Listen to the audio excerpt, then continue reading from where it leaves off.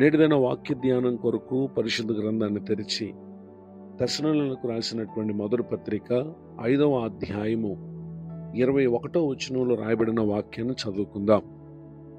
సమస్తమును పరీక్షించి మేలైన దానిని చేపట్టుడి. చదవబడిన ఈ వాక్య భాగంలోని దీవెన నా ప్రియులకు మీరందరూ పొందుదురుగాక.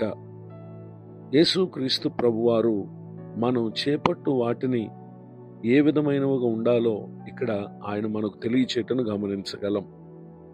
మనం చేపట్టేవి అవి కీడు కలుగు చేసేవి కాక, నష్టం కలుగు చేసేవి కాక, మేలైన దానిని చేపట్టాలని, అనగా మంచి జరుగు వాటిని మనం చేపట్టాలని ఇక్కడ తెలియచేయటను మనం గమనించగలం. అయితే మేలైనదేదో కీడు కలుగు చేసేదేదో మనకు తెలియాలంటే నిశ్చయముగా మనము సమస్తమును పరీక్షించాలి. మనకు నచ్చిన వాటిని కాక మనకు నచ్చని వాటిని కూడా మనం పరీక్షించినప్పుడు ఏది మేలైనదో దానిని మనం చేపట్టగలిగినటువంటి వారమై ఉంటాం. అయితే ఈ విషయమందు మన మనసు మనల్ని మోసగించవచ్చు. అయితే ఏది ముఖ్యముగా మనం తెలుసుకుంటే మేలైన దానిని చేపట్టగలమో చూస్తే, అపోస్తలుడైనటువంటి పౌలు గారు రోమీలకు రాసినటువంటి పత్రిక 12వ అధ్యాయము 2వ వచనంలో రాయబడినటువంటి వాక్య భాగంలో, మీరు ఈ లోక మర్యాదను అనుసరింపక ఉత్తమమును అనుకూలమును సంపూర్ణమునయున్న దేవుని చిత్తమేదో పరీక్షించాలి అనేటటువంటి విషయాన్ని ఇక్కడ తెలియచేయటం మనం గమనించగలం. దేవుని చిత్తమేదో పరీక్షించాలంటే ఒక వ్యక్తి మనసు మారి నూతనం అవ్వాలి. దాని ద్వారా కలుగు రూపాంతర అనుభవాన్ని ఒక వ్యక్తి పొందుకోవాలి. అనగా భూమి మీద తన జీవిత కాలమందు మేలైన దానిని చేపట్టాలంటే దేవుని చిత్తమేదో పరీక్షించాలి. అనగా దేవునికి ఇష్టమైనది ఏదో మనం తెలుసుకోవాలి.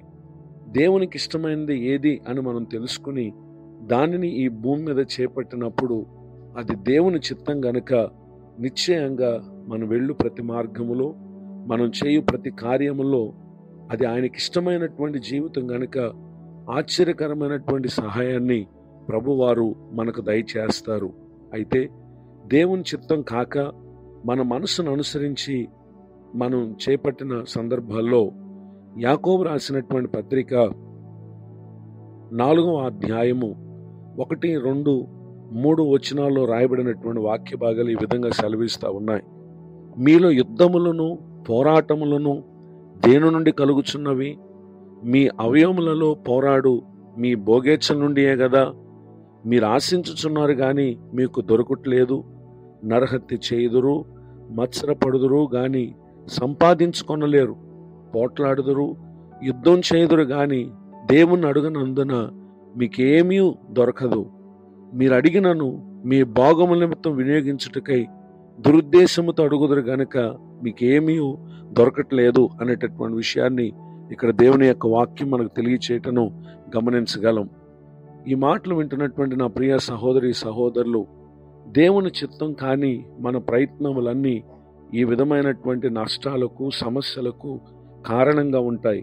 ఆ కారణం చేతనే పరిశుద్ధాత్మ దేవుడు ఈ దినమందు మనకు తెలియచేస్తున్నటువంటి మాట, సమస్తమును పరీక్షించి మేలైన దానిని చేపట్టండి అని చెప్పి ఇక్కడ తెలియచేయడం మనం గమనించగలం.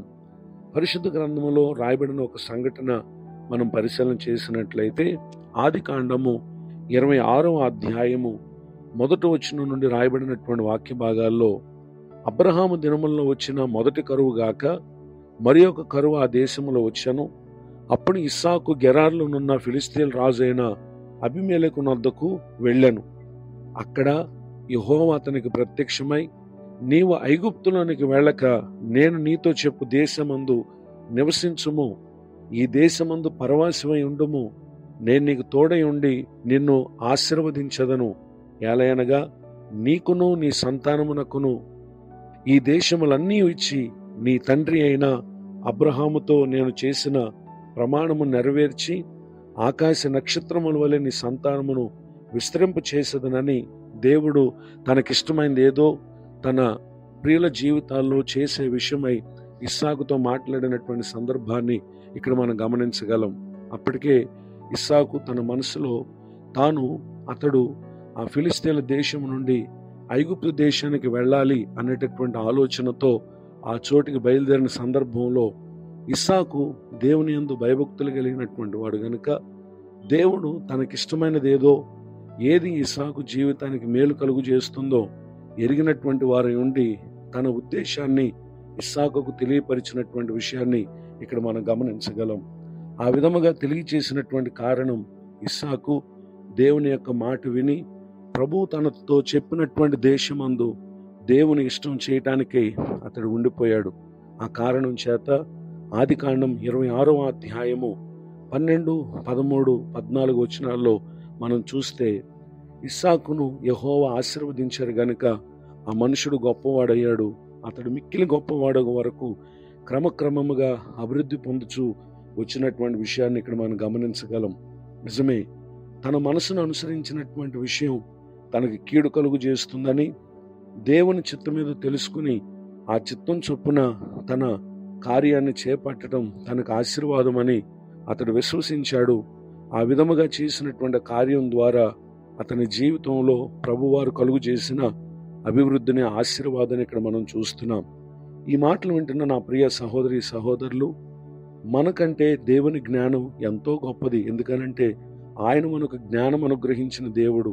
ఆ కారణం చేత మనం చేపట్టే ఏ కార్యమైనా ప్రార్థనాపూర్వకంగా ప్రభు ఆత్మ నడిపింపును అనుసరించి మనం చేసే ప్రయత్నం చేసినప్పుడు నిశ్చయముగా మన ముందున్నటువంటి జీవిత దినాలు అవి మనకు దేవుడు మేలు కలుగు చేయటానికి, ఆశీర్వదించడానికి కారణమవుతాయి. గనుక ఈ దీవెనలకు నా ప్రియులకు మీరు పాత్రులు కావాలని ప్రభు పేరట కోరుతూ ఈ మాటలు ముగిస్తున్నాను. ప్రార్థన.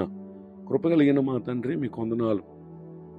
నేడు విన్న ఈ మాటల ద్వారా మేము మేలైన వాటిని చేపట్టుటకు, మీ చిత్తమేదో పరీక్షించి తెలుసుకున్నట్టుకై మీపై మనసు కలిగినటువంటి జీవితాన్ని ప్రతి ఒక్కరికి దయచేయండి. దైవజనులను, వారి కుటుంబాన్ని, సేవా పరిచయం దీవించండి. కృంగిన వారిని లేవనెత్తండి, దుఃఖితులను ఆదరించండి. మరి ఒక నూతన సంవత్సర దయాకిరీటాన్ని పొందిన మా ప్రియులను దీవించండి. నేడు మా ప్రియులు చేయు కార్యములన్నిటినీ మీ కృపలో సఫలపరచండి, మేలు కలుగు చేసి ఆశీర్వదించండి. యేసు క్రీస్తు నామమున ప్రార్థిస్తున్నాను తండ్రి, ఆమేన్. తండ్రి, కుమార, పరిశుద్ధాత్మ దేవుడు తోడు నడిపించునుగాక. ఆమేన్.